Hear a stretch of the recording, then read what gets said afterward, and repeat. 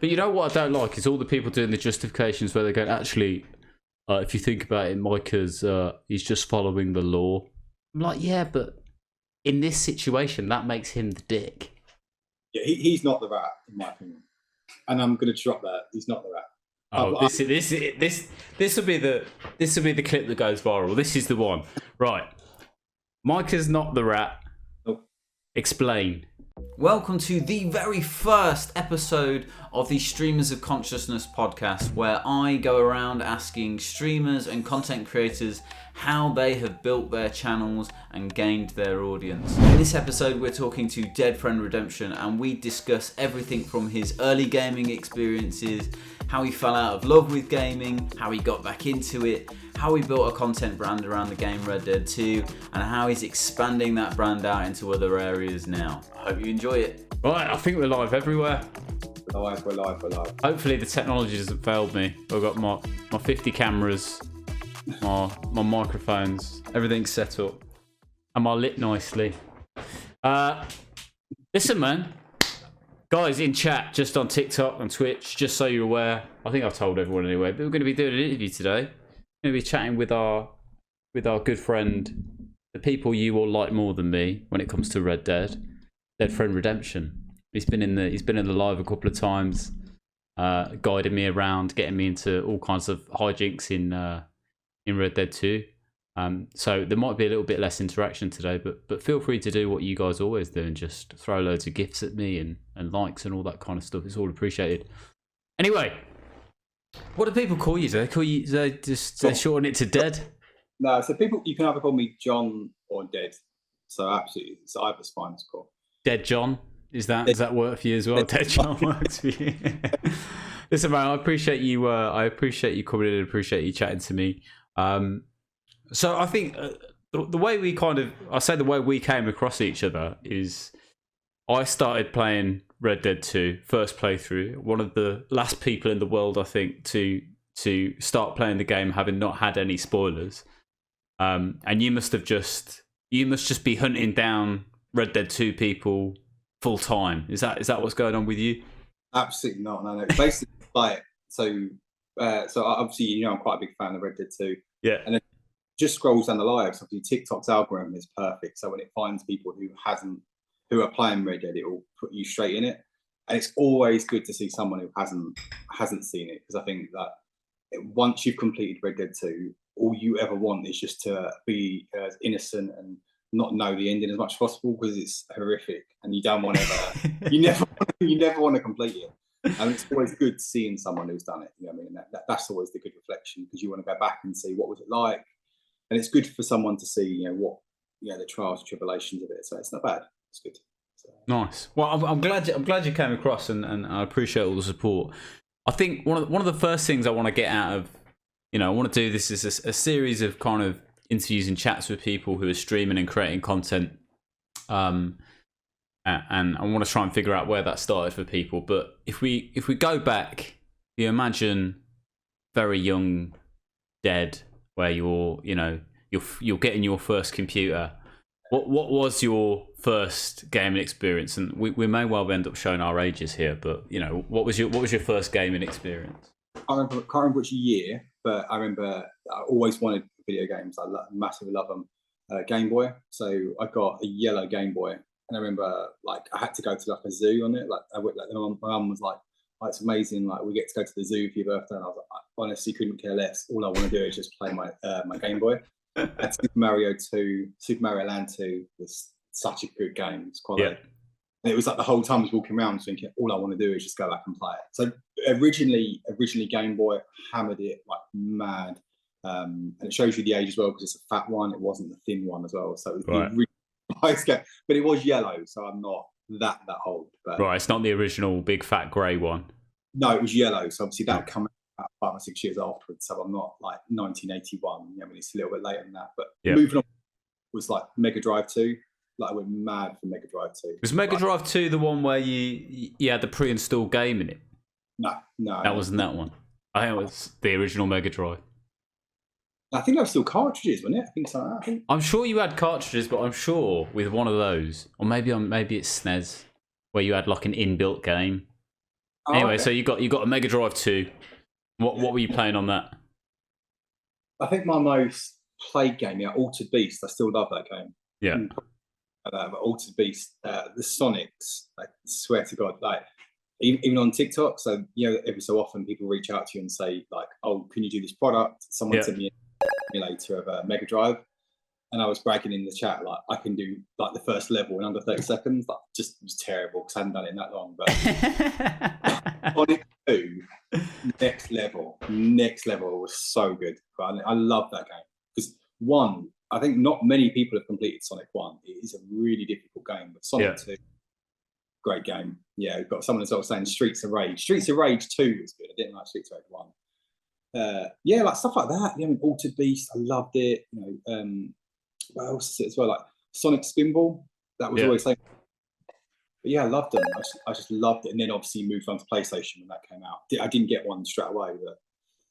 So did you have the original? Did you have the original grey, the original PlayStation grey flip top?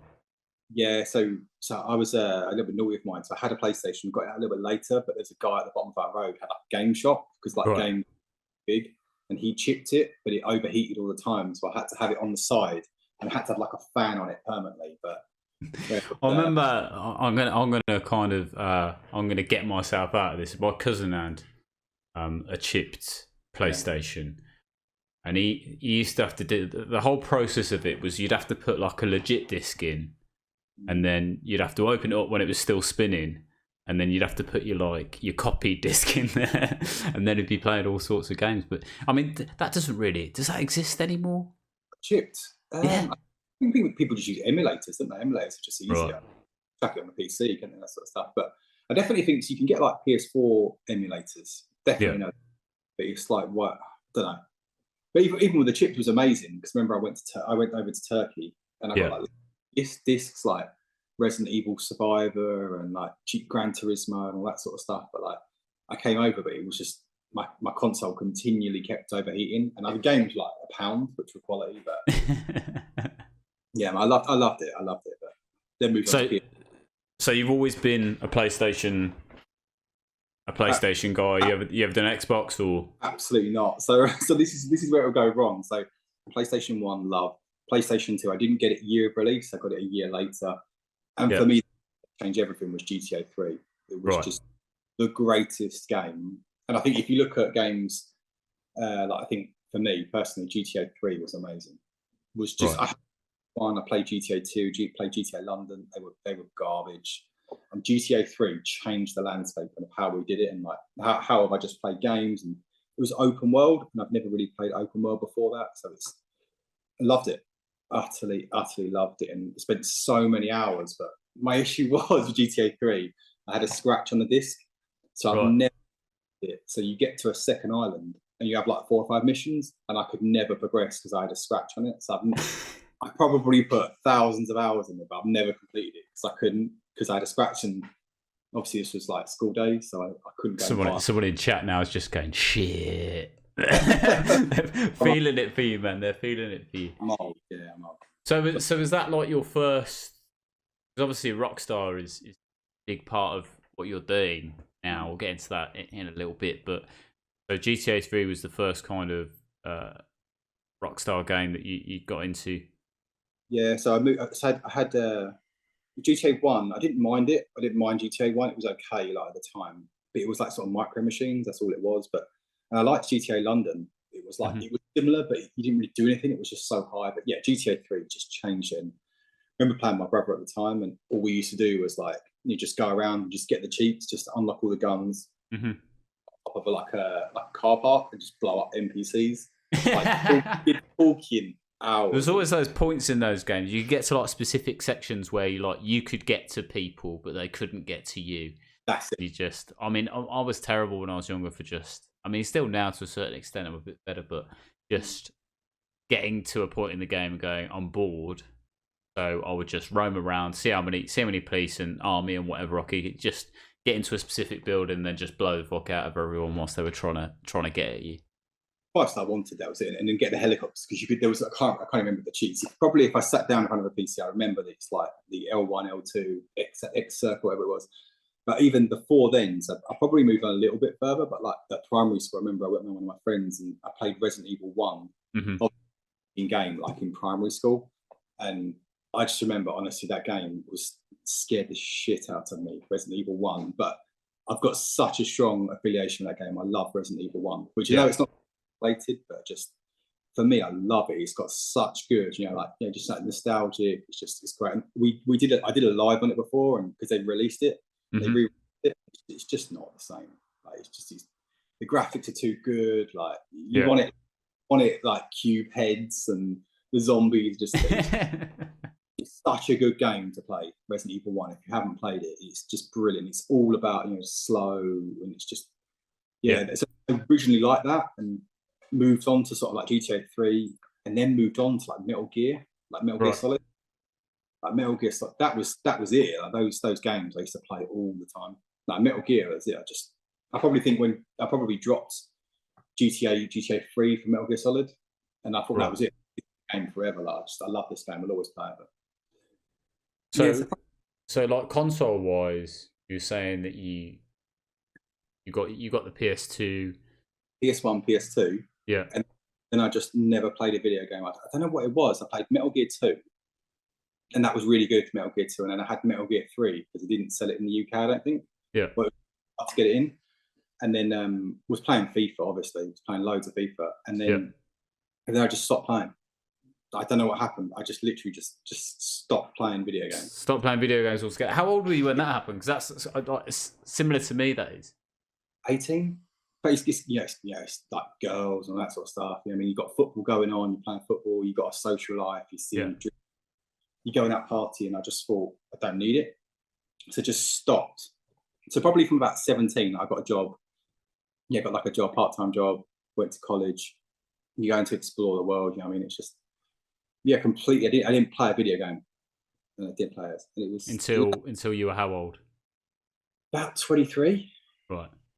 I got an Xbox 360, so I was at uni, and the guy, it was the second year of uni I did, and the guy who obviously we're still good friends today, like, but he was like, "Oh, we should play FIFA." Yeah. I like, screw FIFA, like I don't play video games, and he's like, "Oh, obviously I'd smash you," and it just grew on there. It's like just lured you in. That's it. I got a 360, and I tell you, it was amazing. But I think I had 20 or 25 360 consoles because I kept getting Red Ring of Death all the time. The time. Because obviously I kept buying pre-owned. I was never buying a new one. Yeah. 40, 50 quid. So I bought it, sent it back to Xbox. They replaced it. It was just because you kept getting the Red Ring of Death. Right. No, but then I went to 360 and I've never ever gone back to PlayStation. Really? Never. No. You weren't even tempted with a PS5? Because it feels to me like I know a couple of people who were on Xbox prior to PS5 release, and then they looked at some of the PS exclusives that were coming out with PS5, and those are the things that made them move. Like, why have you avoided it? Controller is terrible, and I know that one of my really good mates, he always goes on about the controller is dual sense, and like, you know, I mean, where it's Taptronic and you can feel and it vibrates smaller when you go near things. Control is terrible in PS5. That's just my opinion. That's quite a controversial, very controversial opinion. I mean, it's weird because I turn a lot of, especially like the trigger stuff, like the resistant triggers and stuff. When you talk about it, it feels like an amazing thing. But if you're playing like an FPS, it's just a massive disadvantage because you can't press the trigger quick enough. Someone who doesn't have that on. I really like the control. Actually, one of the things that made me... I hated the old PlayStation controllers because they always felt too wide to me. I played on... When I started picking up video games again, I bought a Switch. That was what got me back into it. So I bought a Switch Pro controller, which is like closer in kind of how it's set up to like an Xbox controller almost. So I could never work a PlayStation controller because everything just felt like it was too far apart for me. So when they released this one, it all felt a bit more compact. So I was into it for that. But yeah, I didn't play video game for a lot longer than you, probably from maybe even before 18 to into my 30s. I only really picked it up again in the I mean, put it this way: the last console I owned, I think PS3 released, and then didn't have I had a Switch for a year or two, and then didn't get another actual console until the PS5 was released. You've always been PlayStation. You never moved to Xbox. No, because I was never, weirdly, I was never that into gaming, and also there's a couple of weird things with what I'm doing now, right? One, I could never understand, could not get my head around how people could sit and watch other people play video games, right? Couldn't get my head around people watching streamers. So I was like, what is it that you're doing? Yeah, and then I was playing when I got my PlayStation. Loads of my mates were playing Warzone, so we were playing that together. So I started watching YouTube videos and watching some streamers to try and get some tips because I was obviously shit at it, right? And then just got into it from there, and then got annoyed with the kind of COD community and started going on to more like variety gamers. And then I've ended up in a position where I'm just where I am doing exactly the thing that I couldn't understand why other people would do it. So it's quite interesting. Speaking of COD, actually, that's something that hooked me back in massively. Yeah. So COD, the original Modern Warfare that came out, I think I put like 42 days in it because it used to tell you how many days you're in. Yeah. 40 or something. And like, I prestiged it. Obviously, I'm not sure if you know much about Modern Warfare. Saying like when you did multiplayer, you could like prestige and stuff. So like, put so much. No, it was 24 days, not 42. It was 24 days I put into that game. We used to tell you how much, and I honestly, it was. I think that started the initial like modding thing because I used to do like mods and stuff on it, and you could get out of the map and get on it, and that was always something I liked to push. Obviously, when we talk a little bit about Red Dead 2, which probably will, but it was always probably something about that. Like I like pushing the boundaries of games, not just for sort of virtual world. Which was about COD for me was massive. I love Modern Warfare. I think I just can't keep up with it, and I think the skill gap is so big between. As you know, I was always a casual FPS player. Really, I wasn't. You know, I put a lot. When I put a lot of time in, I could see myself getting better. But the skill gap between the guys who were shit hot and then just throwing you into lobbies with absolute sweats just killed me. So I spent all this time getting good in Verdansk. That's where I played most of my time on Warzone. And then they changed the map, put all these fucking new guns in that I was just crap with, and just was terrible from then. And like all of my friend group kind of tailed off it really. We'll do a dual live if you want. We'll do a Warzone. We'll see if we can win. See if we can win. We definitely won't be able to. All of the guns have changed. It's all like I can't keep up with the metas and all that shit. And like, what should I be playing with? I did a couple of lives actually. Warzone, in all fairness, it was quite fun. Like it was like a bit of a laugh, like because we had like viewers and stuff joining and that sort of stuff. Yeah, it was it's great fun. Yeah, man, let's do it. Let's pick it back up and see how we get on with it. Yep. So you went to Xbox. Yeah. And then what from there? Was it into PC gaming or? What's I know you're there. Hello everyone. Cool. Yes. Everyone said they keep seeing me smile when I go to the other live. So hello everyone. Yes, cool. Yes. I'm not ignoring you. Cool. Welcome everyone.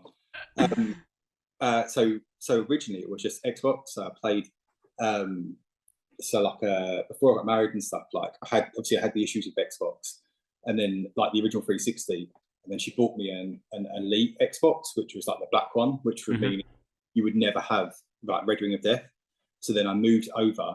To once a new one came out, I got day one Xbox One release, and then never moved back. Like I was always an Xbox. So I just thought there's no point never going back to it. So it's and then it was sort of strange really. So like obviously moving through Modern Warfare's, like playing loads of different games, a lot of FIFA, like a lot of FIFA on it. But like I played Red Dead 1 actually. I played the previous port, so I've had it on 360 and I quite enjoyed it. But for me it was Undead Nightmare. I loved Undead Nightmare, and it was something completely separate. But so just then I moved to like sort of Xbox One. What else did it? And then it was just sort of like playing like random games, like it was a lot of Verdansk. I did a lot of Warzone, a lot of and it was even F1. I love F1. Like a massive big fan of F1. But just sort of like fell into it. Like I tried sort of Red Dead 2 probably like 10, 12, 15 times or whatever. Just so many attempts at it. And one of my really good mates said to me, he said, you need to continue to play Red Dead 1. Like you need to go past chapter 1 because it will be like the best thing you ever played.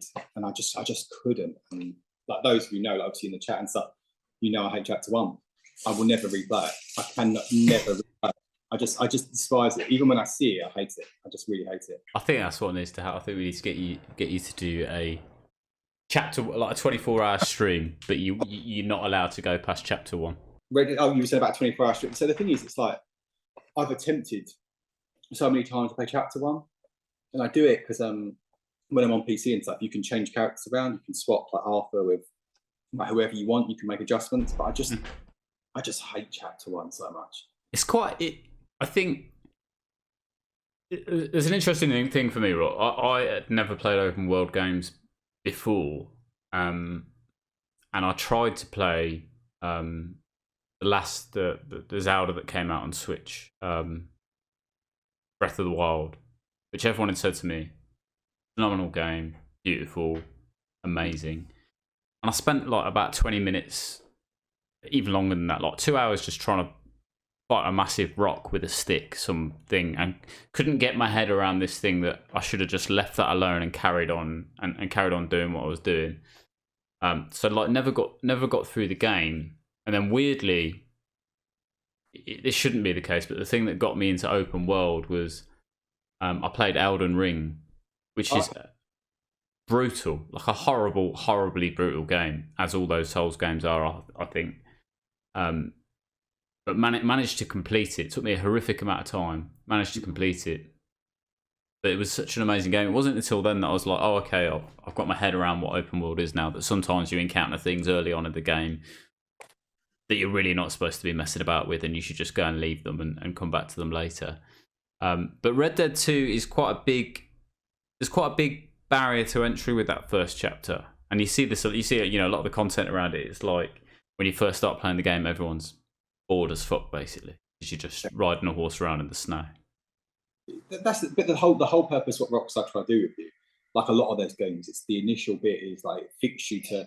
It doesn't just want to say to you push A, push B, push circle, push square. It's about trying to make you, and that's the thing with Red Dead 2. It tries to be as intuitive as possible of getting used to the environment. It's not about. I spoke to someone who does like live streams on Red Dead RP, and he's like, you just want to rush around everywhere. Like the game isn't designed for that. The game is designed to be take your time off, like take your hat off, tie your horse up, hitch it up. Yeah. That not built like GTA, where I do think my foundations are GTA. Like I was saying about GTA 3, and like when I do GTA RP and stuff, that's just how I play. I just smashing, crashing. Like I just love to play like that. With like Red Dead's not about that. It's about understanding the style of life. Getting involved with the scenario, and understand like the beautiful scenery and taking your time and wandering through cinematic, that sort of stuff. And I didn't like that, and I think that was always my challenge. And even coming from Warzone, like, and even speak about Elden Ring, but I loved Skyrim. Like I completed Skyrim. I took so much time on Skyrim. When being like a player, I spent a lot of time on that, and I think that was probably one of the first open worlds. I loved it. I loved Skyrim, but it's difficult to understand the concept of open world when there's so much to do. It becomes overwhelming. Like, what do you actually do?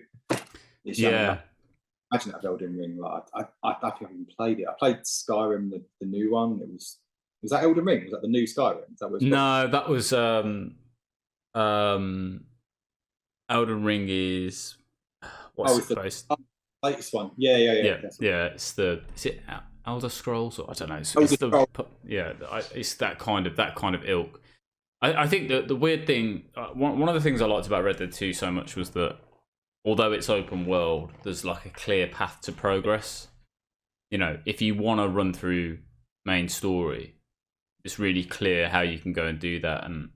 And whereas with Elden Ring, there's really no hints as to how you progress. Like basically, if you sit down at a fire, it will broadly tell you your next thing that you need to do is in this direction. But aside from that, it's you really do have to dig around to find out where the next stuff is. And there was a lot of like going on Google and going, how do I get to this next bit? It's good because you can walk away from stuff quite easily. I think some of the older games, it's like you'd be faced with a difficult boss and you're trapped there until you complete it. Whereas with Elden Ring, you can just walk away and do other stuff. But I spent half my time just trying to figure my sense of direction. This is clear to anyone that watches me. It's terrible. Like I will walk around in circles for hours. But yeah, half of my time was spent just figuring out the mechanics of the game, because it's a bit more like what kind of characters, what kind of build do you want to make, and then just figuring out how to get to the next place. And then when you do get to the next place, the battles are absolutely brutal. And it's just, I mean, I watch some of these guys that beat these Souls games on dance mats and playing a flute and whatever, and I can't get my head around it, because I couldn't do it with all of my appendages and a controller that is designed for the game. I think when people do that, they like you said, they complete it with a like a dance mat or something, or like you said, they've adjusted the flutes everything they do. Yeah. I find it difficult to play Red Dead on PC. In PC, I've learned it because when you play RP, you have to play keyboard and mouse. There's no option. Right. You can do it on controller, but you can't like do emotions. You can't dance. You can't engage with people. It just doesn't work. You have to use keyboard and mouse. So that's been the last sort of like 2 months, 3 months learning with it. And there's so much to do on Red Dead. Like you think with the controller, there's always a button to click here or click there, and yeah, tough. That's for me. I might be the first person to try and complete Red Dead on a dance mat. I might try and go. Everyone, you'd probably blow up, man. I mean that kind of shit gets a lot of interest. Yeah. Someone in chat just said this is like a mini podcast. DNA Gaming, that is exactly what this is. So you get past chapter 1 on Red Dead. I'm kind of interested. I'm interested to hear, because looking at you from the outside, Dead Friend Redemption, all of the content within that page is all focused around all the nooks and crannies of Red Dead and Red Dead 2. You've been in my stream before, and I was saying to someone the other day, I was like, I ride past some random stream and you're like, oh, there's a thing just 2 minutes away from here. Is that just hours in the game? You seem to know that map like it's your local area. Like you seem to know it inside out. I actually don't. I really don't. Like the thing is, it's like I've got such a terrible memory, like short-term memory, but long-term is fine. So I remember something I did, but I suppose like the first time I played it, and this is obviously like I work from home, right? So thinking about how inhabited and stuff, like, so I didn't used to have the Xbox. I had PC working from home and stuff. So I think I was like not YouTube Premium, YouTube Premium, I think it was, yeah. And every year YouTube used to give away like a free gift away. Like they would give every year, they used to give like a Chromecast, and the first year you had Premium, if you had it in December, they gave me a Stadia, and they're like, okay, cool, like there's a free Stadia just for being like YouTube Premium. We want to thank you. Right. And then I played that. I just put it on there, and it had F1, and then it was like, oh, Red Dead's free on it. So I was like, sweet. You can download one free game free. You give it to you free. You have it. So I thought, I've always wanted to play it. Like I've wanted to give it the time of day. And I thought, if I'm not sitting in the living room, if I'm actually sitting there in like a designated area, I can actually focus on what's going on. So I completed it on a Stadia. And if anyone who knows how bad Stadia was, it was the best concept ever. So it's like you plug it into the back of your monitor, and it just plays all games by Wi-Fi. So like I played Red Dead, and like the FPS was sometimes just like 2, and then sometimes it was like 40, and it was just like it was constantly fragmenting. Obviously, the clips you recorded were in ultra 4K, was insane, but the frame rate was terrible. It all depended on your Wi-Fi. So so I forced myself to learn that, and obviously I couldn't do any mods or anything. And then once I completed that, I just felt like I was saying because I started the channel, obviously we'll probably come onto it a little bit, but yeah, it was just playing it on that and learning it. And I don't know, you just pick it up and you know what's in the map and you know what's not. And yeah, it is a good game. I'll tell you, it's definitely overtaken my life over the last 12, 13, 14, 15 months. Probably 18 months on a finish. Yeah, it's sort of overtaken my life, which is it's good and bad, right? It's good and bad. That's it. Yeah. I mean, chat. I will just as a quick aside, chat. I will get to your questions and stuff. A slightly different streaming concept today, so I apologise if I'm missing stuff, but I will get back to you. So you talk to me about starting the channel, so you've been playing Red Dead 2, you kind of know your way around it, and so I think you've got other stuff going on TikTok as well, aside from just the Red Dead channel. But talk to me about how that kind of the TikTok thing started, or was it a YouTube thing to start with? Like, how did you get into thinking actually content creation is something that I think I can do? Always wanted to be a content creator. So back in the days of university, when I put the controller down and I stopped playing games, just wasn't interested in playing it. I was really into tech, like phones, like massively. And I was probably like 18 at the time. And I wanted to start my own phone review company. So I reached out to I think it was this is how old I am, like One-to-One and Car Phone Warehouse at the point. I was like, look, I want to do a YouTube videos on on just what the latest phone is. If you could send it to me. I was even thinking of getting a contract, and then you go to 24, wherever it is, cooling off period, doing a review, sending it back. And I did a couple of reviews, but I always wanted to get into some form of YouTube, and that is how it started. We did some Red Dead because the channel was originally joined. So it was with my best mate. We originally was talking about it all the time because he was so, how invested I was with you, and obviously anyone who hasn't played, you get so invested when someone hasn't completed it, and he was so invested. And he was like, look, we both love it. I kept finding certain stuff, and I then did my first 100%, and I said, have you found this? Have you found that? And he's like, you should just do a couple of clips on it. So he did the first ever clip that went onto YouTube, 31st December 2021. Yeah, he did a little clip. You won't have seen it, but there's the KKK in Red Dead. Right. So, he shot a KKK member, obviously, because you get good honour for it when you kill him, which obviously is good. So he did the first ever clip, and he was like, let's just do it.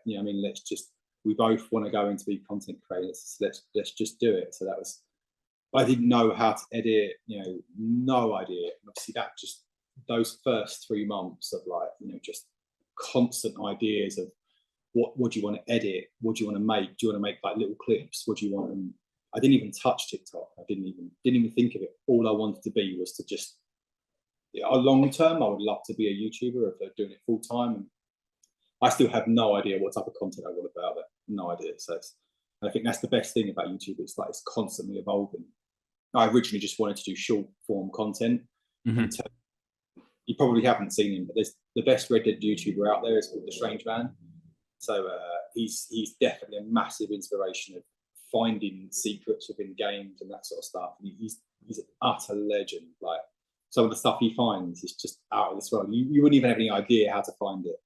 But took a lot of inspiration from that, thinking I wanted to move into that, and then sort of found my niche on YouTube about finding little secrets and finding little stuff here and there and starting posting videos. But the first ever video, you can go back to it, and that's the first one ever on TikTok. We'll come on to TikTok in a minute. It was was terrible.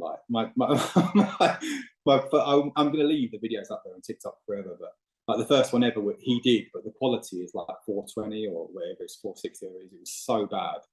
But we got 700-800 views in an hour. I'm like, oh my god, this is mad. And we just was constantly talking about it, and then in a month we hit 1,000 subscribers because I was just hammering through in it.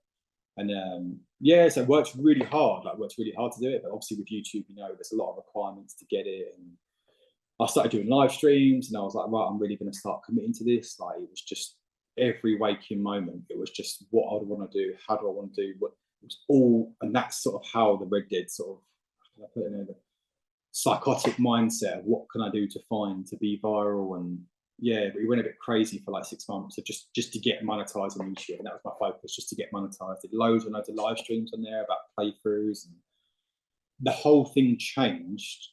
I suppose we'll come back in a second. TikTok, the whole thing changed in June 2022 when I got a PC. So I kept seeing all these mods and stuff, and I felt like I'm being held back by having to. It takes me an hour to find a clip to do on Xbox, when I could do that clip in 5 minutes to get a PC. And got myself a PC, learned how to mod, and that's it. That's the history of where it is. But TikTok started in, I think it was like February. So we both agreed that like to increase on YouTube, you have to find other platforms to merge onto it. So like he loved Twitter or X or whatever the fuck it's called now. I hate it. I think it's just, and I loved. I started to really enjoy like seeing TikTok, and I thought that's a real growing platform. Whatever we do on YouTube, just post it. He'll post it on Twitter, and I'll post it. And that's your goal is to let's get 1,000 followers on each, and we'll see who wins. And, I had a couple of viral clips which go pretty well, but the first video is like me as John. Obviously, this is all on Xbox and stuff of like me like running on top of like a building, but obviously the audio is terrible, and like I fall off because it tries to be like me being Assassin's Creed. I try to land on my horse, and obviously I don't with it. But it's just I don't know. It was crazy how like some of the clips on there are just like a picture of just saying "Go and follow me," and yeah, it was crazy. It's crazy of like when I first did like merchandise when I started out, and it just was it's sometimes like we have done a few streams where we just go back and watch what videos I originally put out there, and that's not from a self-centered perspective. Sometimes I like just to see how much you've grown, and as a content creator, like editing is such a big form of it, and it's like to make a video that sometimes the videos that takes me 4 hours to put on TikTok, and it just thinks of then like what effort did you put in there, what have you learned, how much you've grown, and I like to reflect on it because it always helps you push further to say what have you learned from there. And yeah, TikTok just sort of fell in, it just grew, and then I think it was around like June, I had my first viral video that hit like 4 million, and that was like the first one of like I was doing loads of like random stuff, like going here or going there and doing it, and just doing clips of like cutscenes, because I had a video that went viral on YouTube in like March 2022. We hit like 16 or 17,000 views, but that never worked on TikTok. Every video I did on that, it did like 700, 800 views. But this was the first series of like, I went and found like the monk or whatever it was. You know, there's like a monk in Red Dead 2. Mm-hmm. He hasn't got any lines to talk. And I just did a video on him. It's still pinned. I like it because the quality's terrible. It's just me walking up to him, like he doesn't want to talk. And I just went mad. And I remember looking at it thinking like it was just, I couldn't believe, you know, how far it was. So then I just started that, and it was just, have you seen this in Red Dead Redemption 2? And the hashtags I used then, I still use now in the videos. So like, I think there's like one I've swapped around, but the majority are still now. I still use the same stuff in the majority of videos unless it's a different one. Yeah, it was just finding different secrets in it. And I think that was the thing with TikTok. Everyone's already seen it on YouTube. Like everyone's already seen it. Yeah. But no one had seen Red Dead on TikTok. It felt like whenever I showed something on there, someone's like, I've never seen this before, because it's a completely different community. Where as soon as I posted the same video on YouTube, people were like, everyone's seen this like 2 years ago. Like, what are you posting? Like, and this, I always thought it'd be so toxic on like TikTok, what people will always, because there's no filters on TikTok. I definitely find on YouTube it's the other way around. Like, there's people just don't give a shit. They'll live ever. But on TikTok, they're a lot more respectful, which is, I never would have thought that. Never would have thought that. Yeah, I mean, it's interesting. I mean, you know, TikTok has been you know, I think when you start streaming, the natural place for you to go feels like it should be Twitch, but actually the discovery on there is so fucking terrible that you can be streaming to nobody for a long time, and then, you know, TikTok, my community, my chat is, you know, as small as they are, is, you know, but really dedicated, and you know, even the new people that come in, it just seems, you know, almost exclusively people who want to support you and help you move forward. I mean, aside from I still, on every video I post, there is, I did a whole series of replies. It's like, you look like, I get Heisenberg, I get like basically any bold white man. It's like, yeah, this is you, which, you know, I can deal with. I can deal with that. So it's really interesting to me, the viral video thing, because one of the things that I'm really interested in with streamers and content creators is how much intent have you put behind actually growing the channel. Because I think there is a perception from the outside that it's just like people just fall into this stuff by accident, and they just get a big following by accident. And that's a perception I had, when I was looking at someone like Mr. Beast, for example, who's obviously huge on every platform now, but traditionally on YouTube. And in my head, before I watched any of his stuff, I was like, oh, he's just a kid that hit it lucky when he was young, and he's just grown off the back of that. But having seen interviews with him after the fact, he's was horrifically obsessive about what it means to have a YouTube video that works and goes viral and gets the views. And it sounds like it's been fairly similar for you in terms of, it wasn't, maybe you started out by just posting some clips, but as you started to get your head into it, there's quite a lot of intent there about, how do I grow my audience? How do I get in front of more people? It's about evolution. I haven't found something that works for me yet. And that's what, so 2021, it was like the best and also the worst, because it was, we got monetized like really quickly in like 4 months, like maybe it's about 5 months. Worked really hard, and like we got like 1,000 followers, and I tell you, like the first month, whatever it was, or even first 2, I can't remember, it was something really quick. Mm-hmm. You had requirements which were really difficult, but that was just by like shorts and some mains. I had a live video that went mad. It got like 40,000 views on a live video, which was 2 hours, which was just me playing Red Dead. I don't think I was even talking on it. Or the audio, it was just mad. But it was like I don't know what to do. Like I hadn't really found an outset. And I remember like my wife saying to me, like, Red Dead 2 is shit. And I was like, what? She's like just who really gives a shit about Red Dead? And you're like, that's such a good point. Like long term, Red Dead 2 isn't going to be sustainable. What more do you need to constantly evolve? And it was like, my mindset was like, what can I find on Red Dead that people haven't found? And it was that sometimes you just need that outside perspective to understand what can you do to grow and what can you do to change in order to improve. Because obviously people aren't always going to be continuing playing the same game. What can you do, the next step, or push this and push that? Ever since then, I'm not sure, even if you see on the YouTube, but I do a variety of different content of stuff which I enjoy, rather than stuff to become viral. Because when you do start, you want to become viral and loads of followers. And followers ultimately, I know it's probably a little bit controversial as well, having 100,000 or 1 million followers isn't that important. Sometimes it can be a bit more egotistical. It may think it's really important, because if you go and tell people you've got that amount, it's great, but if you haven't got an engaged audience, it's irrelevant. If you haven't got, you can have 100,000. I can post a video about me with my face, and if I get 2 or 3 likes, what's the point in having all the followers? It's not about that. It's about having that engaged audience that actually like about you. And playing a game obviously takes away that individual element. So growing a channel organically with your face and working with you, it's definitely going to take longer, but it'll be sustainable over the long term. So I've probably done it the other way around, but yeah, it's just about changing. It's just about, it's that constant evolution of finding what fits and what you enjoy, and not chasing the views or the numbers. It's great to have them, but I think that will, if you do that, sometimes you pigeonhole yourself, and you just think yourself, you're just looking after the next big hit. And it's great to have, but yeah, it's so tempting, isn't it? When you, I mean, like I said, even at a small scale, I look at, Red Dead 2 was a good game for me in terms of views, and in terms of especially on live streams, there is there's a ready-made audience there for you, and it seems to be at specific points in the game, TikTok really does push you, as we tested on the live the other day. I love it. So it's tempting to go, I'm gonna stick with that because it's the easier route. But I think you're right. Like the long term thing of going, well, if I want to make this work, it's already what, 4 or 5 years old. It's still got people playing it, which is great.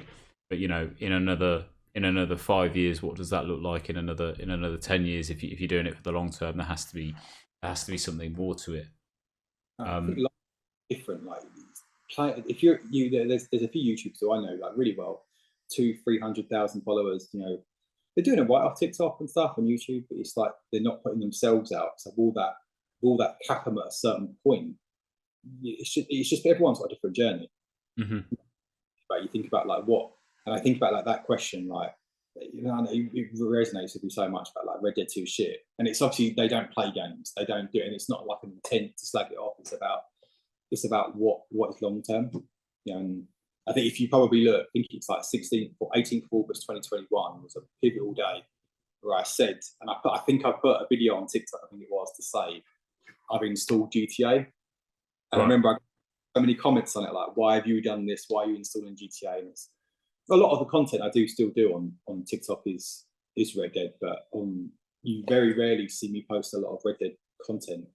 It's in like short videos and stuff on YouTube. Probably like one a week or something, but you definitely changed it massively because I thought it's just that constant evolution, and that's sort of how we tie into streaming, around thinking of getting my face out there, working with that sort of community, working with that as well. It's just, it's pretty different. So You never what? Never wanted to be a streamer ever. It never did anything for me whatsoever. Nothing. Do you think it comes hand in hand with content creation now? Do you think that live element is an important part of it? You have to show your face to progress, to go to that. There's always going to be a ceiling of showing. And if you don't show your face, people won't engage with your content that long. But obviously, I know there's that guy, what's his name, Dream. He didn't show his face, and then obviously, I think it's that element of understanding that connection with your channel. Like, why would anyone want to subscribe to someone called Dead Friend Redemption? That you can only subscribe if you find something funny, or you like it, or you like that video. I didn't know this. That's to a point of what I think for you to become. If you want to become an influencer, which I don't really think that I want to be, if you want to become down that avenue, you need to have some sort of personality and link the channel to you. Mm-hmm.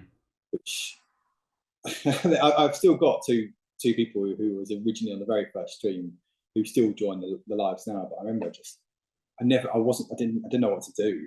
It was crazy, like, and I just sort of fell into it. It was literally as simple as just, I'll just play it and I'll just see how I got on. And it was crazy. Do you find? Well, I'm sure you get this all the time in your lives. You get a lot of people that follow you who are kind of toying with the idea of becoming content creators, and that you're saying, "What should I do? How should I do it?" What's your advice to those people who are saying, how do I get into this? So it would all depend on what platform. Like you said, Twitch, and I don't want to start Twitch off, but Twitch is garbage. Yeah. We did focus on Twitch for a little bit, like, and because I thought Twitch would be another platform, another avenue, but unless it's specific channel based, like Red Dead RP is amazing on Twitch, and GTA RP, but they're really tailored to specific games. No one wants to see Red Dead 2 story on Twitch. They've seen it a million times. I can go and see a video on YouTube, but playing something like that, like RP and role play, something good on that. The advice I'd say is just be as natural as possible. Don't try and be someone you're not, and expect nothing and anything more than that, more than what you ever delivered. So if you think about, like, if you're streaming to no views and you get a couple of people drop in, that's amazing. Yeah. I was exactly the same boat. Exactly. I think I streamed when I was at like 40,000 followers, and I had 2 people in my life, and I had probably max 5 people in my life for the first month. Don't expect to go and be like Speed, where he's got 1 million followers and the chat going insane. The actual YouTube and TikTok or Twitch, whatever you stream on, their algorithm doesn't understand you. So whether you've got 1 million followers or whatever, if you're going to stream a game, it's going to take some time. It's going to take consistency. It's going to take hard work. It's going to take time when you don't want to do it. But if it's something you really want to do and you want to be a passion, you've got to put the effort in, because cracking the algorithm is tough. But once you do, that feeling of having an incredible stream is it's so rewarding. I think I don't know if this is the same for you. My job is marketing, right? So trying to figure out how to get views, and it's been part of what my job has been for a long time. It's slightly different when you're putting your own face to it, and you're in an area like me. I always say to people, like, I'm so new to gaming, the first game I played really in recent times was Miles Morales on PS5, which is like we're talking 2 Christmases ago. It's not long at all. That isn't long. That isn't long. So you know, I'm always going into this going, I'm not a good game. I'm not the guy that you need to come and watch to see like an expert gamer. Like if you're coming to watch me, it's because I'm just screaming and chatting about clocks or something. But one of the things I find really interesting about it is you're talking earlier about, you know, sometimes you'll spend 4 hours or whatever doing a video for TikTok. But my most successful video was one I did on a whim that took me about 5 minutes, and I just posted it out there. And it was one of the videos that I did every time I go live. I kind of try and schedule it so I've got a video that goes out just as I go live. So as that's getting views, people are coming to see the live. And I came off, and then I don't look at my phone. And I came off my phone, and there's like, I don't know, 10,000 views or something on there. And it was literally a video about whether I should trust Micah or not. That's the video that it was. Me ranting and raving about the fact that I didn't trust him kind of mid-game. And then I couldn't look at the video because all of the comments were spoilers. I was having people like betting the comments. But have you found the same thing where it's sometimes the thing that you think this is going to be the one? This is. I've had videos where I thought this is exactly. It's interesting. It's exactly what the algorithm's looking for. And you put it up there, and it's like nothing. And then you do something on a whim, and it does well. I mean, you know, my video is nothing compared to what you built up.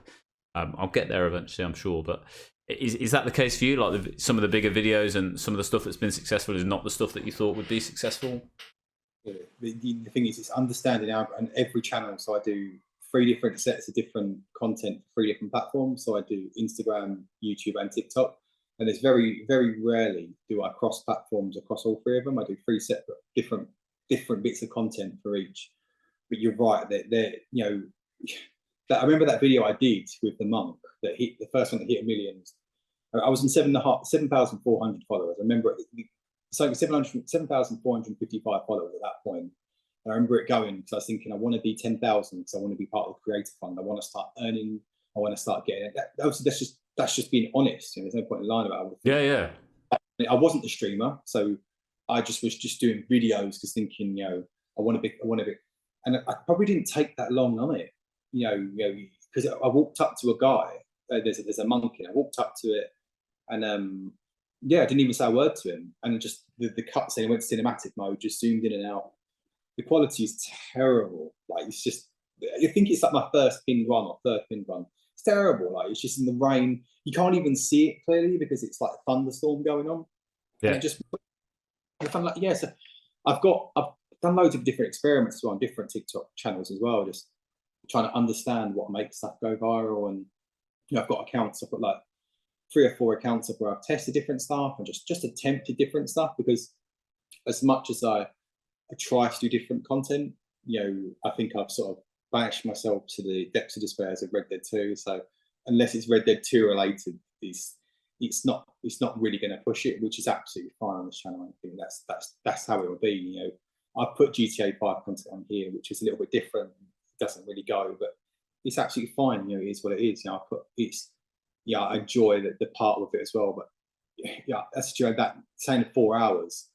I absolutely thought I made the best possible video I could ever make. So it was recently, I spent 4 hours on it, like because I made certain scenes, like edited like characters walking towards you, edited like characters flying in the air, and I spent so long. I thought, this is it. This is the one.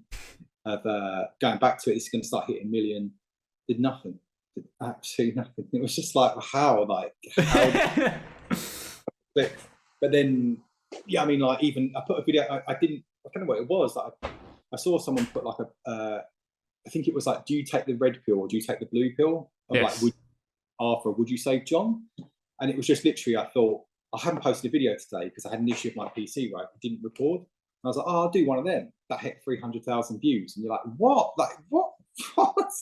How'd that make sense? You know, I mean, it was just, I think to understand the algorithm, sometimes you overthink it, and just, as long as you're happy with the content, go out there, just let the cards fall where they may. You know what I mean? Don't overthink it, because I overthought it for the first year. I really wish I could go back and adjust what I've done the first year, because 2021 was amazing. I had so many highs and so many lows. You know, it's just, you know, just trying to be as natural as possible and just think, don't chase the virality. Just make sure if the content's good, and that is the biggest thing on YouTube. If the content is good and you do all the groundwork, it may not go today, it may not go in a month's time, but that video will be successful. If the content is really good and it gets out, it will be fine. It will be. And I've got videos, I know I've put a lot of stuff out there, like long form content, because YouTube is, and short form content. Shorts are for the now, and long form content can last 10, 15 years. You know, it's like, it's in like for videos to go viral. That may well long term. And I know I've done videos which are good, but they're sitting at 100 views right now. And I know in a couple of years, you never know, it might just blow up or whatever. But I didn't do that at the start. I just wanted to get 1 million views. I wanted to get 1 million subscribers. I wanted to be like, I've done it. But it's, sometimes you've got to take away your ego and think that doesn't really matter. Like, that's not really, so what if you've got 1 million, you know, to make it a full-time job, you've got to deliver great content. Yeah. And I'm not there yet. I think that's the other interesting thing that you see from audiences that are watching streamers is, it's quite a nice thing, but they immediately assume that this is what you do for a living. I had someone in my chat. I'm on a couple of I'm very, very early in my journey, and smashing it. I think I feel good about what's going out, and listen. I'm doing this for one reason and one reason only, and that's because I enjoy it. Right? I figured out that what I wanted to do was to try and entertain people, and this was a good way to do it. So as long as I feel like I'm doing that, that's all I'm happy with. And I'm in my head, I'm like, the rest will come with time if I just keep putting it into it. But it's an interesting view of, you get people in and they're like, oh, how you must earn a bit from this. How much do you earn? And you know, and that thing of immediately assuming that this is your full-time thing, which on the one side is great because you're like, oh, they feel like I'm good enough to be doing it for the other side. But I suppose the other side of it is, you go, there is so much that has to go into making this a full-time thing. Never mind, you just get into a position where you can go, I'm nearly replacing my salary, or I'm even close to that. What do you think is the big step for you between where you are now? Because looking at it from the outside, just purely on the stuff that you put out and the views you get and the followers and the amount of content you put out, it looks like it's very successful and it's growing, and that's all great. Like, what do you think are the big steps that you have to take to go from being where you are now to going, yeah, I can do this? I'd have to live stream every day.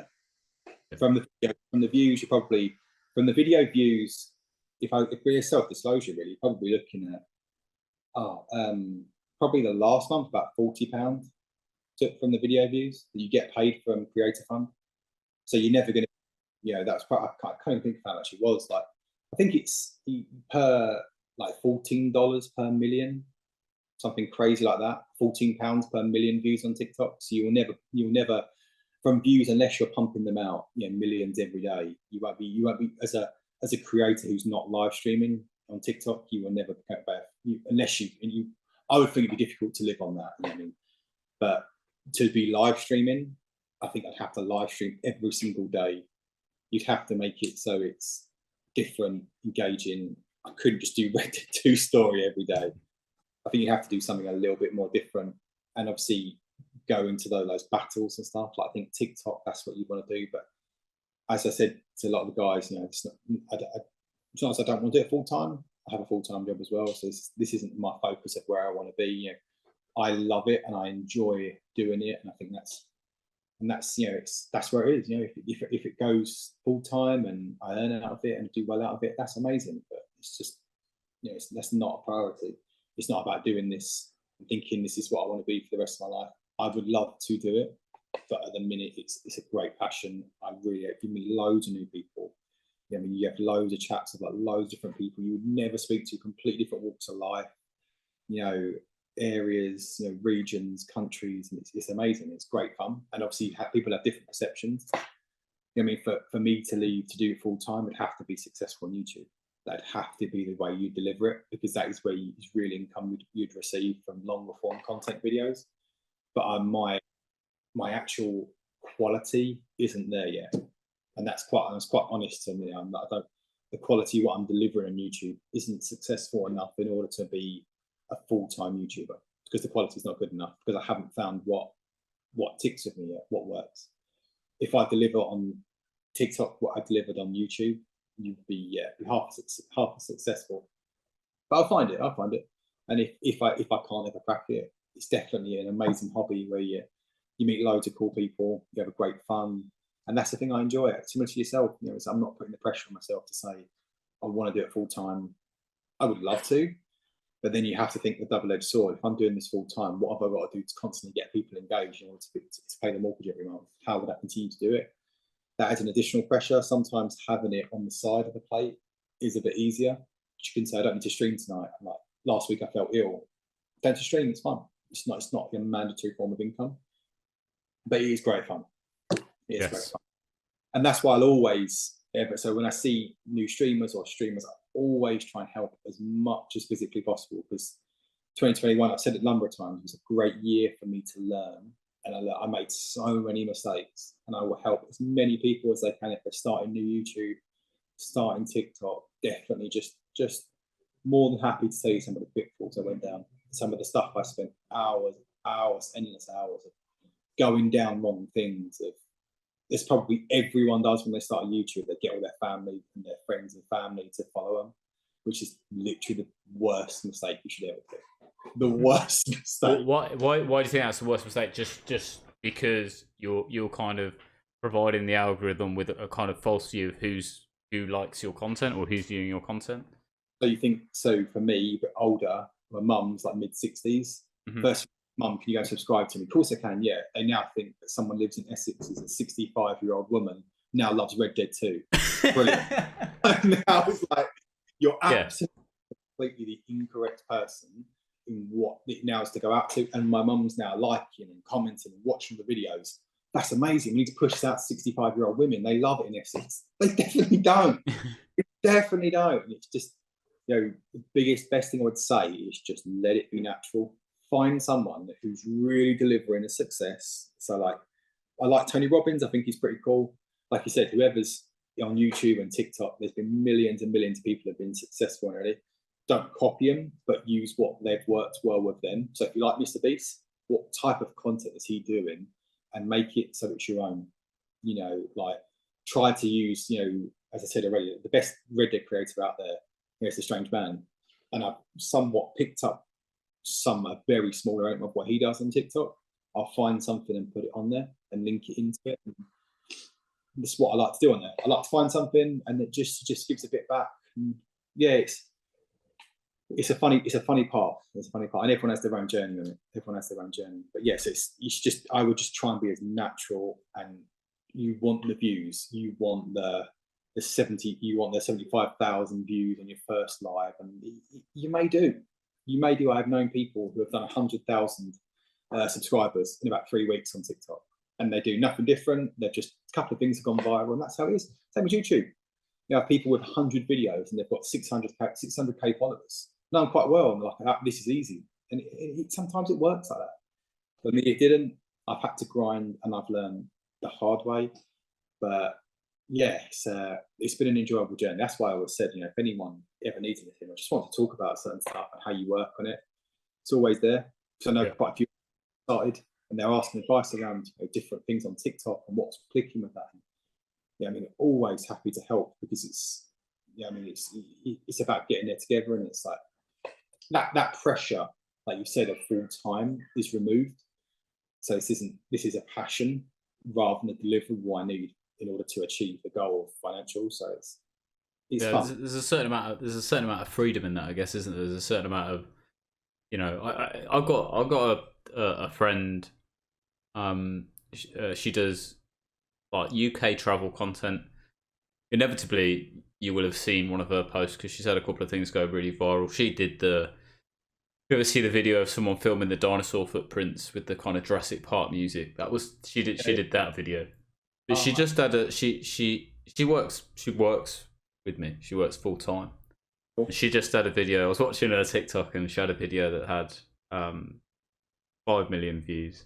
And I was like, wow, that's amazing. Congratulations on that. And so that's really good. And she said, oh yeah, that one went wild on Instagram. I said, well, what do you mean? Like, you've already got 5 million views. She got 50 million views on Instagram. And I was like, but again, she's not doing it full time. And I'm like, why are you not? She works with me. And I'm like, why are you not? Like, you definitely could do this. She's like, because I'll get the choice. I get the choice to say no to people that I don't want to do stuff for because I'm not dependent on having that income. She's getting asked to do like, brand deals and stuff all the time, but she gets the option to say no because she's not dependent on that income. But it's a nice approach to have, I think. The pressure would be intense because it's obviously for me, I would know for 100% fact if I'm not playing Red Dead 2 within lives, it would be relatively quiet because I've played games for about 2 or 3 months, about 2 or 3 weeks. Relentless. I played GTA 5. I played GTA RP. Relentless. That was the game I played, and the views were circling at around sort of like 8 to 15 on lives. Where soon, I'm not even joking. As soon as I click on Red Dead 2, that music comes on. It goes up to like 65, and it just proves that the channel was ingrained to Red Dead 2, which is not a problem. But it's that pressure of if I'm not playing Red Dead 2, it's my full-time job. Views aren't going to come in. Views aren't going to come in. How am I going to deliver it? It's just that pressure. You just don't want that. And like someone just said, the final mission. Yeah, I could just play the final mission with Arthur.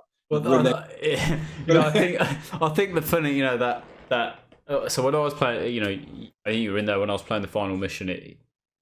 I was so focused on it. Interestingly, it's the one time really that I wasn't really looking up at the numbers. I was super focused on that final mission, and it was like I had a friend who was in the watching the live, and I had like 3 messages from her. She's like, "Oh, this 100 views. You got 100 people, and that's amazing." And then it was like 100, 200, 300. It went up to nearly 1,000.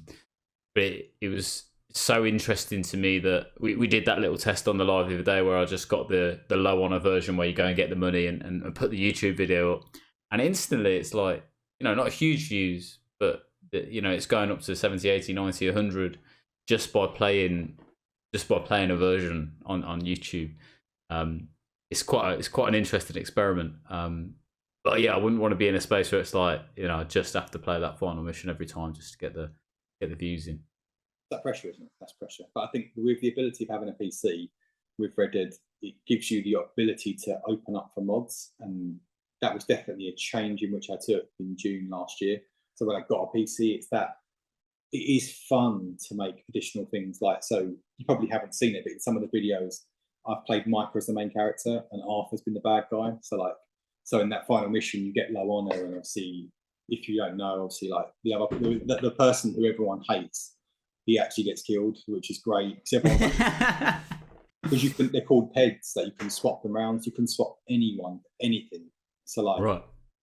Pearson could be John, or John could be Micah. And have you thought about playing the whole game as one of the camp dogs? Absolutely not. So you haven't thought about that. But we have played as like eagles and stuff, and you can fly around and you can do all that. You can play as anyone. Like the mods increase the variety, but at what element does that become stale?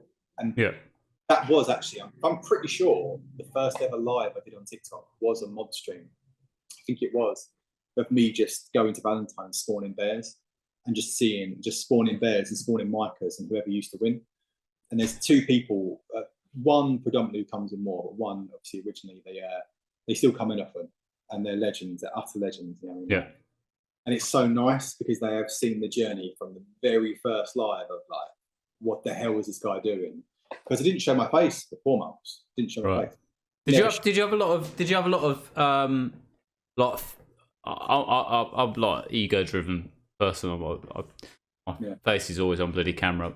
But did you have like anxiety or fear around putting your face to it? Yeah. Well, I worked in finance. I wasn't allowed to.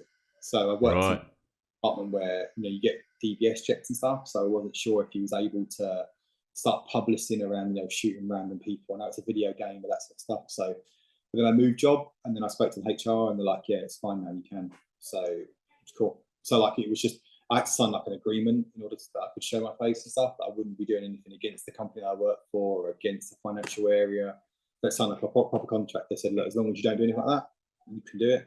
So I was like, okay, cool. So it was initially anxiety, but I know that as soon as you showed your face, the restriction would be removed, as in like, you know, to progress to the next level, you need to show some element of you to make you personable.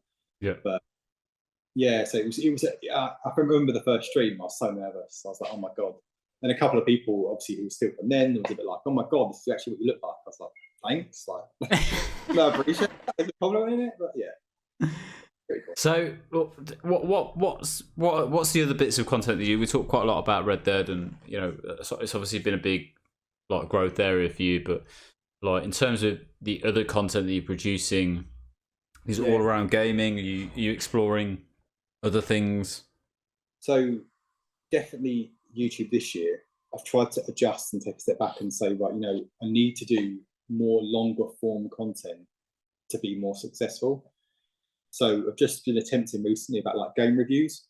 So like around like there was a new Red Dead game coming out, just talking about like games with gameplay in the back and talking about the new GTA 6 game coming out, just doing more like reviews or, you know, information around gaming or games that are coming out, rather than just me playing a game and talking over it. So it was adjusting and just trying to think of it. And like did a video the other day about like new AI technology in games. There's a new game where you can talk to an NPC and they use AI to talk to you.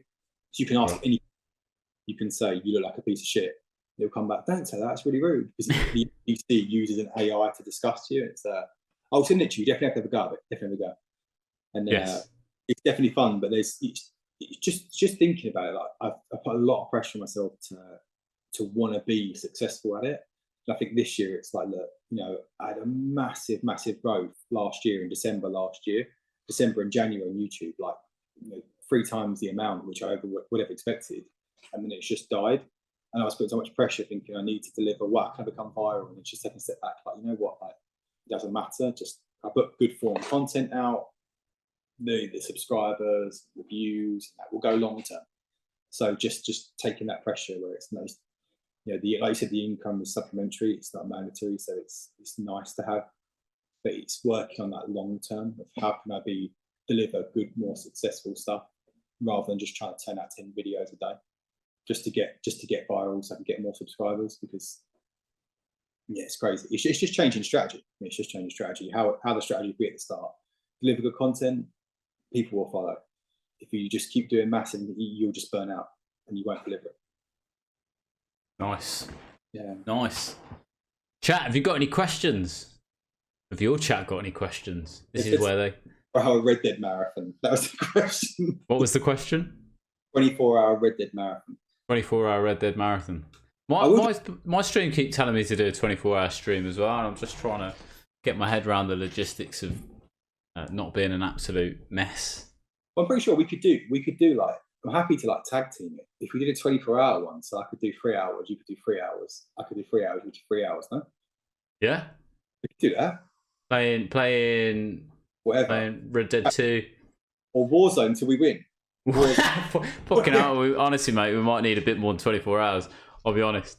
Warzone, I'm all right. And yeah, you might be all right, but if you can carry me to a win, I'm happy for it. But I'm terrible. I am terrible. There was a period where I got decent. I was the only one in my friend group ever to get a solo win, but it just was. It's I don't know, man. It's so tough. It's been so long since I've played. Have you guys got any questions you want to ask about me or Charles or anything? I'm conscious it's basically been me talking at you rather than a discussion. No, man. That's what this is. Okay. This is interesting thing for me. I just want to hear from people about, you know, how they got into streaming, you know, how they built their content up. It just, yeah. I think there's so many people out there who look at people creating content, look at content creators, and I kind of, you know, vaguely put myself in that group and going that it feels like it's not accessible to you, where they look at it and they go, oh, these people must be kind of different somehow to be able to do that. And I think, lifting the veil on that a bit and just going, actually, the easiest way to do this is just to start putting stuff out there and put stuff out there that you would want to see. And that's the best way to start. The other thing everyone keeps asking me to do is a fucking NPC stream. I've got one question. They wanted me to ask your opinion on Pearson. What do you think on Pearson? What people are always asking me, like weird, like what's your opinion on these individual characters? Pearson, I have no opinion on him. I didn't have an opinion on Dutch for a long time, and he's one of the main characters. You can't slag off Dutch. You can't. He's such a good character. Well, at the start, I was just like, I get it. He's the leader of the gang, but because you're playing as Arthur. A lot of the time, you're just off doing your thing, and Dutch just seems to be chilling at camp, asking you for cash. I always go into these games, and I always try to play the game as if I am that guy, right? I try to role play it. Like, so when I play Ghost of Tsushima, I was having this conversation with my friend earlier. It's like I made my decisions on that game not based on what I would do, but based on what a samurai would do. Oh my God. But that's how I went through the game. Pearson, I mean, what is it to say about Pearson? What's your biggest piece of shit going? Do not put that in there. Do not put that in there. If this makes it. I'm not a big fan of his character. Just not a big fan. Why don't you like him? No. This gets brought up all the time. I just really dislike his character. For no reason. There's no particular reason. I just really dislike him. I felt like that, but I feel like you're supposed to with Micah, but I fucking hated him from the moment I first saw him. I was like, you're a dick, and I don't know why. You hate him, and I think after a year, you actually really like him. You really like him, and I really like him now. I really like him, and I never used to. It's just, I think you appreciate how bad, how good, how well he is at that bad character. Yeah, as a bad character. But you know what I don't like is all the people doing the justifications where they go, actually, if you think about it, Micah's he's just following the law. I'm like, yeah, but in this situation, that makes him the dick.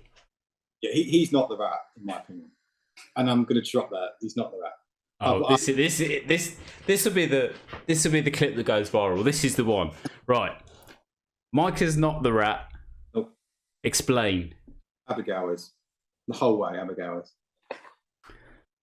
I'm sorry she is. Abigail's the rat. I don't trust her.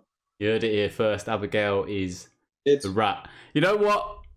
The very first thing I did when I completed the game, try to kill Abigail, and it will not let me do it. Maybe this is why I need to get a PC and start doing mods just so I can see her dead. I was like, she is nagging. There is nothing I can do for this woman that's going to make her happy. She's even worse in Red Dead 1.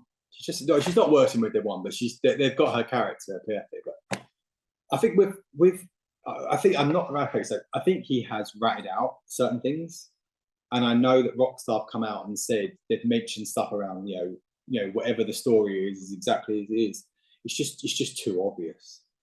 It's too obvious for Rockstar. And if you played Rockstar games, they have to be as they drop hints all the time at little things which you wouldn't expect it. I think Bill as well, and even Pearson to some extent, they just wander off. Bill just wanders off. And, yeah. Who was the most shocking death for you when you first played it? Honestly, it was Arthur, because I told you the guy I was playing with, the person who forced me to play it, he was like, "Oh, just play it. It's amazing." He didn't know I had low honor, so he thought I had high honor because he plays how you played. He will never shoot an NPC. He had perfect honor. He didn't realize I played. You know how your last streams were? That is how I play all of the time. So I just run around. I just do throwing knives at NPC. That's how I played the game. So I wasn't reading even the cutscenes till chapter 6 because he said, how much do you know of it? I was like, I don't really know. He goes, I didn't even follow it because I'm playing it on Stadia. So half the time it's cutting out. And he's just like, oh, I actually just watched the cutscenes. So I started watching it. And obviously I didn't realize, but I didn't even know about honor. So I'm up to chapter 6, so I didn't have any honor. So obviously he said to me, look, something bad's going to happen. And I was like, right, okay, I know Arthur's going to be bad. I know Arthur's going to go. He's like, okay, So he was like quite. It's like that Game of Thrones thing. You know what's going to happen, but it's sort of undescribed. But it was like, okay, fine. So I know he was going to go, but he thought I had good honour. So he was like, look, it'll be peaceful. And I was like, oh, okay, cool. He's like, just go with John. So I went with John. And as you saw that ending, his head gets blown off. And I was like, what the fuck? You told me it'd be peaceful. And obviously, I phoned him up straight away. He's like, he goes, how did you feel? I was like, why would you tell me to go for that one? His head just got blown off. And he had no idea there was a separate ending for Bad Honour. And then that, oh my God, like, what? And I was like, yeah, my honour's dead. I've got no honour. Like, what is that? I said to him, the little bar thing, I'm on the red one. He's like, well, no, you shouldn't be on that. And that was it. That was probably my shock. I was a bit like, I was expecting him to go peacefully into the sun, and because that's what I thought. But I don't know. So are the four potential endings then? So you've got high on a low on a go with John, and high on a low on a go back and get the money. Yeah, so I did. So that was called the death stream. I did that once before. I did all 4 deaths in all one stream.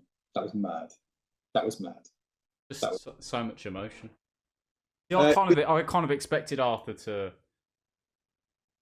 I expected him not to make it because of the TB stuff. Yeah. But I sort of felt you knew he was going to die. I thought I felt you know when you can feel that someone knows, okay, so he's going to die, or yeah.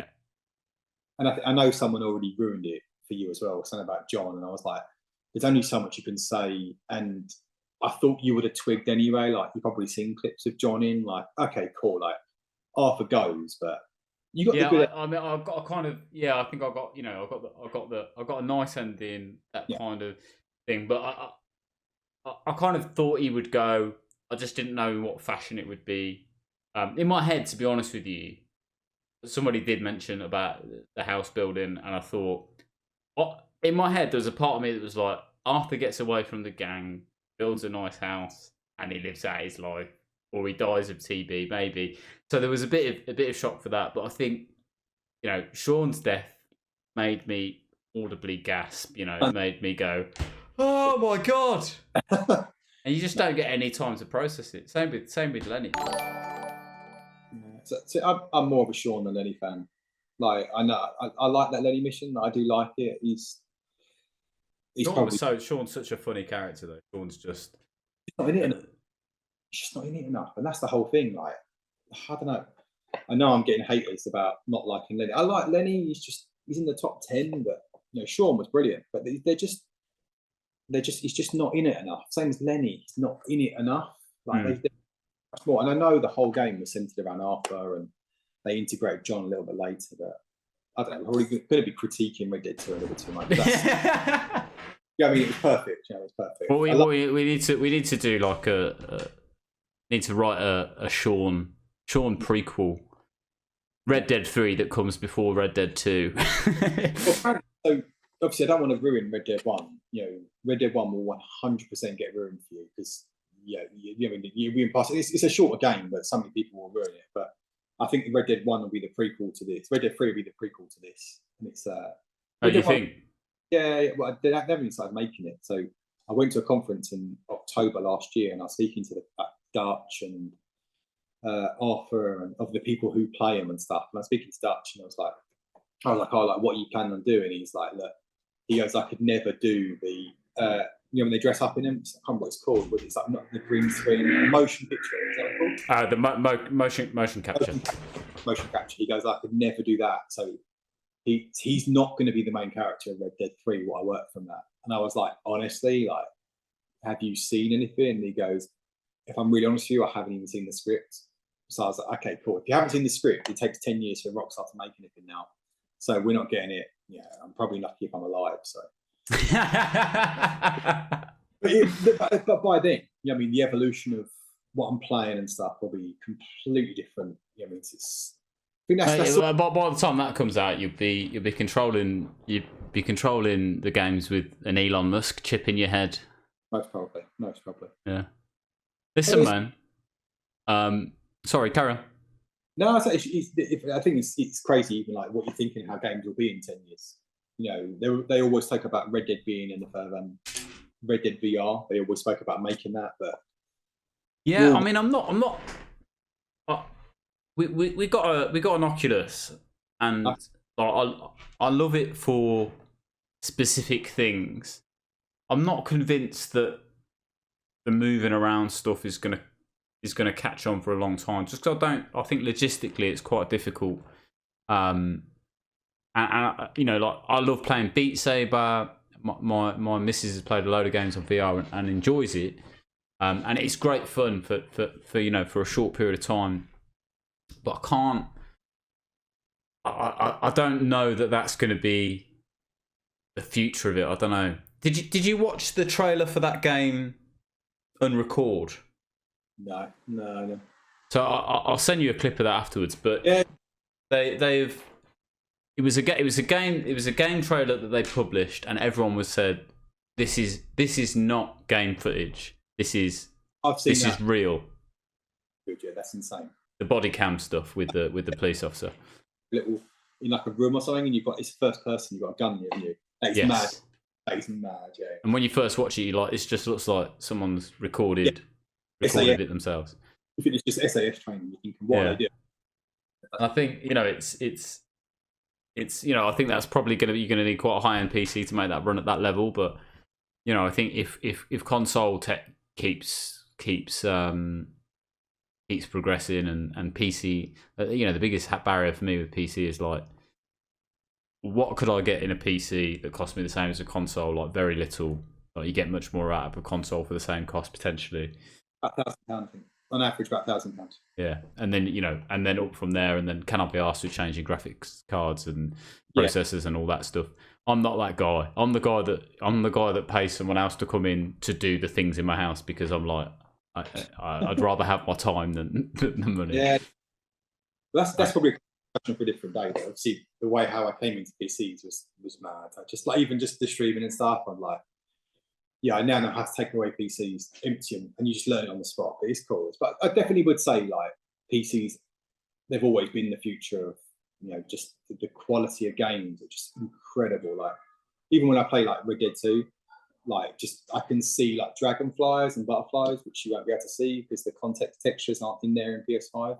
Which you get to see like mist in certain areas, and yeah, obviously it's you pay a premium for certain stuff, and it's constantly evolving. But do you miss the opportunity to play exclusives? You know, the PS exclusives. You don't ever feel like you're missing out. There's probably 4 games that I play: Red Dead 2, Red Dead RP, GTA RP, and through GTA 5 occasionally. Just random clips and stuff like that.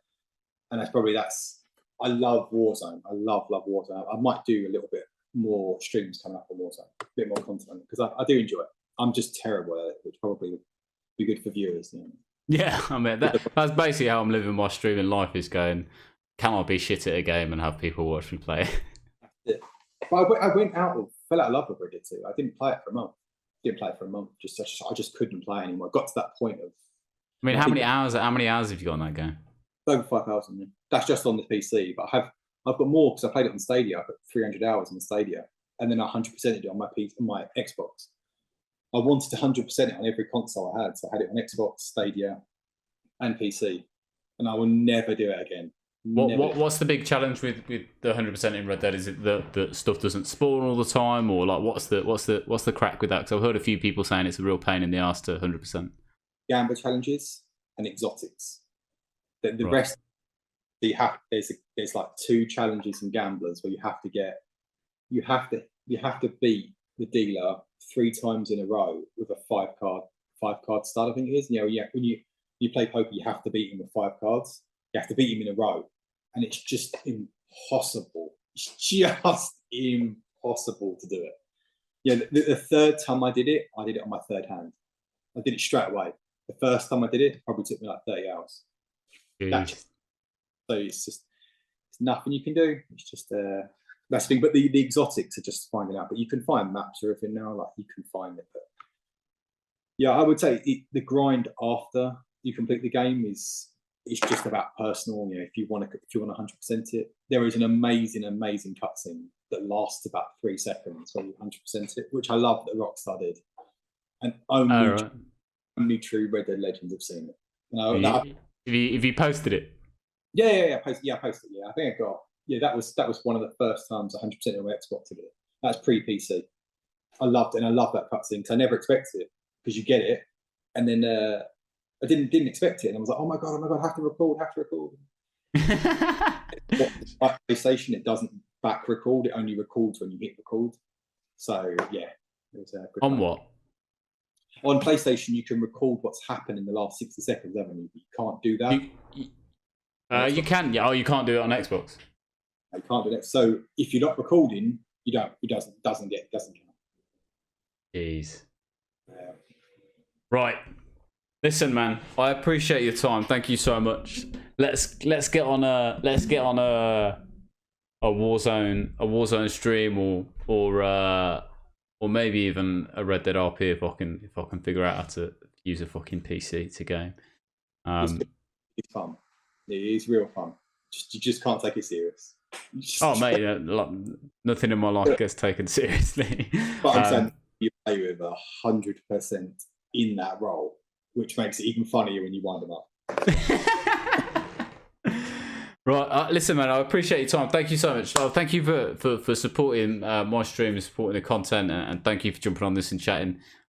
It's really interesting to hear what your journey's been like. I'm excited to see what you're going to do over the next months and years, man, because it's always interesting to see people changing tack and switching up their strategy and figuring out what they want to do next. And it's good, man. And I appreciate your help in Red Dead 2, getting me to get attacked by bears and vampires and all that kind of stuff. You're giving me some content to work with. That's actually, before I go, I want to ask you, because the biggest challenge for me, right? I stream for 3 hours at a time, 3 times a week. So I've got like 9 hours worth of content a week, right? How much of a pain in the arse is it for you to out of those big chunks of content? Are you creating custom pieces of content where you're going in to do specific things off stream, or are you using stream content? Because for me, that's the biggest challenge, is like, how do I sift through? I've got like a massive backlog of things that I need to go through and edit, basically. That's the biggest time drain for me, is the editing side. How do you manage that bit? So stream is a stream and a clip is a clip. That's how I've always done it. I did clips before I did streams, so I never mix.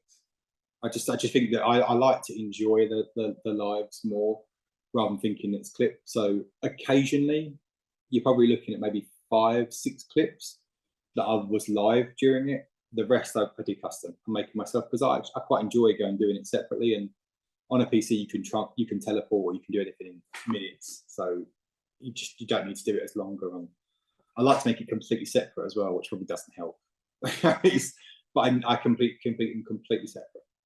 The live and enjoy it with whoever's watching, and the clips I do completely offline. Okay, so you kind of think of an idea of, I want to go and do this kind of thing, then you actively go and do that.